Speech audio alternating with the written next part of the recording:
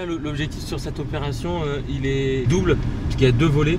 L'idée, c'est à la fois avoir une action de prévention, de visibilité, pour montrer à la population qu'on contrôle les deux roues, qu'on est présent. Et en parallèle de ça, on a un dispositif de détection et d'interpellation avec 3 motos banalisées et un véhicule banalisé de la BAC qui vont essayer d'identifier des conducteurs qui auraient une conduite dangereuse ou alors qui rouleraient sans casque ou avec des motos ou des scooters qui ne seraient pas en règle et donc potentiellement dangereux.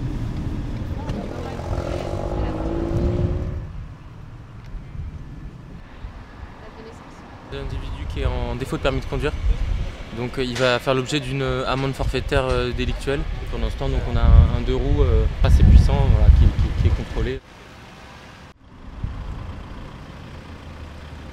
On a des unités qui sont territorialisées, qui connaissent le territoire, qui connaissent la délinquance, la population, les commerçants, qui connaissent un peu tout le monde sur le secteur. Ils peuvent identifier comme ça en un coup d'œil sur un scooter un individu, savoir qui c'est, le reconnaître formellement, et derrière ça peut aider pour monter des procédures. On a quelques secteurs où on peut avoir ce type de motos qui vont faire des grandes vitesses, des wheelings, quelques roues, etc.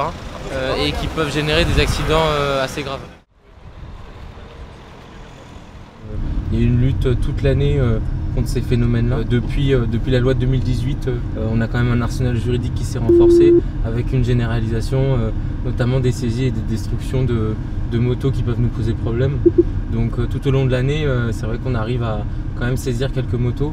Et en réalité, dans les quartiers, c'est souvent quelques motocross qui tournent entre les mains de différentes personnes qui posent le plus de problèmes. Donc quand on arrive à en saisir quelques-unes et à faire quelques procédures durant l'année, c'est vrai qu'on passe un été plus tranquille.